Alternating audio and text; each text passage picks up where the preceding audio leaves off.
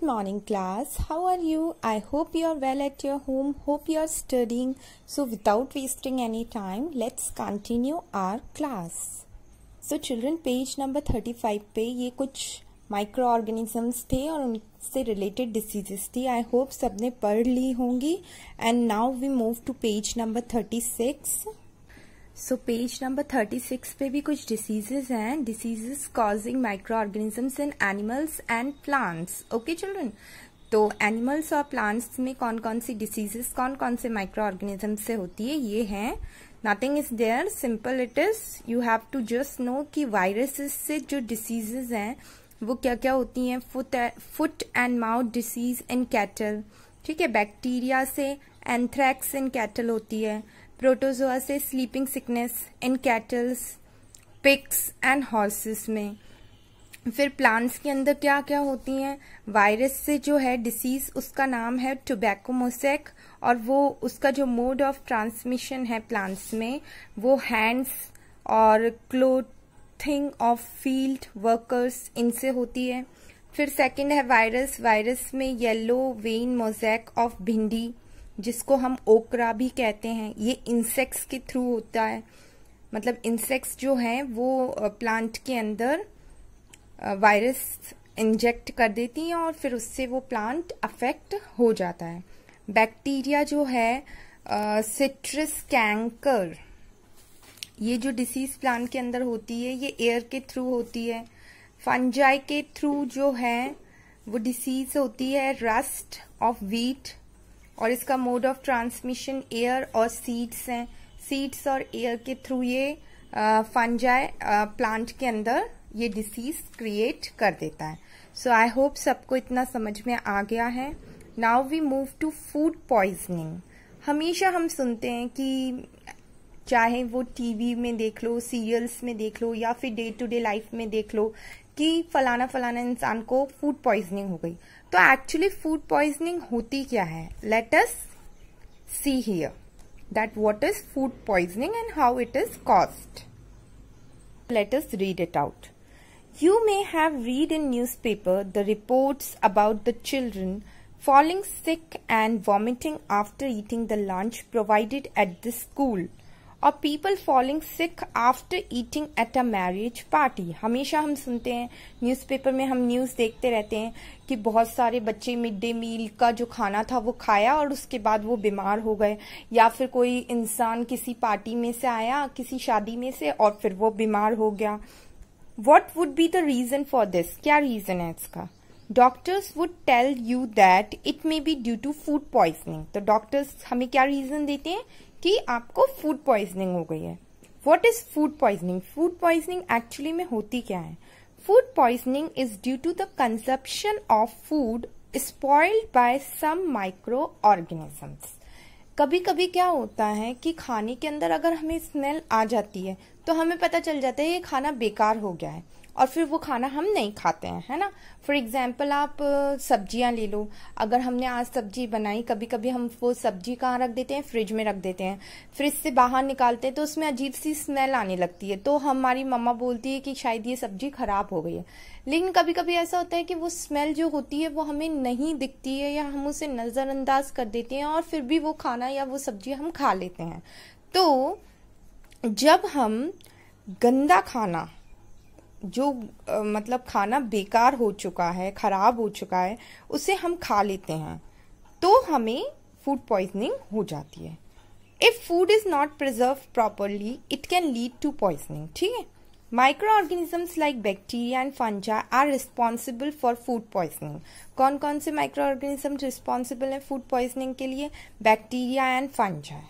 Microorganisms when grow on our food substances produce toxic substances. These make the food poisonous, causing vomiting, serious illness and even the death. ठीक है. तो खराब खाना अगर हम खा लेंगे तो हमें वॉमिटिंग होगी, है ना, हमारा पेट दुखेगा, और कभी कभी ये इतना ज्यादा हो जाता है कि हमारी डेथ भी हो जाती है. Food hygiene is essential for preventing food poisoning. तो हमें प्रॉपर फूड की देखभाल करनी चाहिए, प्रिजर्वेटिव फूड ही खाना चाहिए। हमें अवॉइड करना चाहिए कि हम एक दिन पहले वाला खाना खाएं, जितना हम खाएं उतना ही हम बनाएं। बैक्टीरिया कॉजिंग फूड पॉइजनिंग होते हैं कि बैक्टीरिया से फूड पॉइजनिंग कौन कौन से बैक्टीरिया से होती है, तो वो है Salmonella and Clostridium. Okay. Fungi से जो है फूड पॉइजनिंग वो है moulds like Aspergillus and Penicillium. Okay children, so this is what food poisoning is. तो हमें अवॉइड करना चाहिए कि हम स्पॉइल्ड खाना, बेकार खाना ना खाएं, हम ताज़ा खाना खाएं और ज़्यादा हम हमारे फूड को प्रिजर्व करें और अच्छे से उसको यूज करें। Understood? Now next topic is food preservation. In chapter first, we have learned about the methods used to preserve and store food grains. How do we preserve cooked food at home? हम हमारे घर पे जो हम खाना बनाते हैं उसको हम कैसे प्रिजर्व करते हैं। You know that bread left unused under moist conditions is attacked by fungus. Micro organisms spoil our food. हमें पता है कि अगर हम बाहर ब्रेड को रख देंगे तो थोड़े दिन बाद उसके अंदर क्या लग जाएगी, फंगस लग जाएगी। तो वो कौन उसको बर्बाद कर देता है, ब्रेड को फंगस बर्बाद कर देती है ना। और माइक्रो ऑर्गेनिजम्स हमारे फूड को भी स्पॉइल कर देते हैं, bacteria, viruses. Spoil food emits bad smell and has a bad taste and colour change. Yes, देखना, अगर हम कभी रात की सब्जी सुबह ऐसे ही छोड़ दें, फ्रिज में ना रखें, तो उस सब्जी का जो कलर है वो भी चेंज हो जाएगा, साथ ही साथ उसमें से हमें बहुत बेकार स्मेल भी आएगी।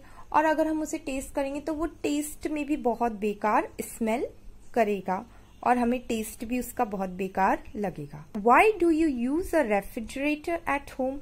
Not only for cooling water but also to store food items. Yes, refrigerator हम यूज करते हैं ना कि ठंडा पानी पीने के लिए, बल्कि उसके अंदर जो फूड आइटम्स हैं उसको भी हम स्टोर करके रख सकें। These food items if kept at room temperature start producing fall smell. अगर हम फ्रिज में नहीं रखेंगे और बाहर रख देंगे तो क्या होगा कि टेम्परेचर, जो रूम टेम्परेचर है, उसके मुताबिक जो स्मेल होगी, वो जो उसकी स्मेल और वो जो खाना है वो भी हमारा क्या हो जाएगा, स्पॉइल हो जाएगा। In other words, the food gets spoiled and become unfit for consumption. Yes, अगर हम रूम टेम्परेचर पे रख देंगे तो जो फूड है वो हमारा खराब हो जाएगा और हम फिर उसको यूज में नहीं ले सकते। Spoilage of cooked food takes place because of the action of microorganisms like bacteria and fungi. अभी हमने देखा कि बैक्टीरिया और फंजाई की वजह से क्या होता है, फूड हमारा स्पॉइल हो जाता है ना। तो ये क्यों होता है? ये उन माइक्रो ऑर्गेनिजम्स की वजह से होता है। बैक्टीरिया और फंगाई ऐसे माइक्रो ऑर्गेनिजम्स हैं जो कि हमारा खाना खराब कर देते हैं। Now we come to next page. How is spoiled food affected? कैसे जो बेकार खाना है वो क्या क्या उसके अंदर होता है। एमिट्स बैड और फोल स्मेल। यस, बहुत बेकार स्मेल आती है उसके अंदर। Test is changed. यस, अगर हम उसको टेस्ट करेंगे तो बेकार लगेगा हमें वो खाने में, टेस्ट पूरा चेंज हो जाएगा उसका। Nutritive value is affected. उसके अंदर विटामिन, प्रोटीन्स, कार्बोहाइड्रेट्स जो भी हैं वो भी खराब हो जाएंगे, है ना। कलर चेंजेस, और उसका कलर भी क्या हो जाएगा, चेंज हो जाएगा। Now here is one activity, just go through this activity, nothing is there, और फिर मैं आपको कल इसे एक्सप्लेन करूंगी। Food preservation is the answer to prevent its spoilage. There are many advantages of preserving food.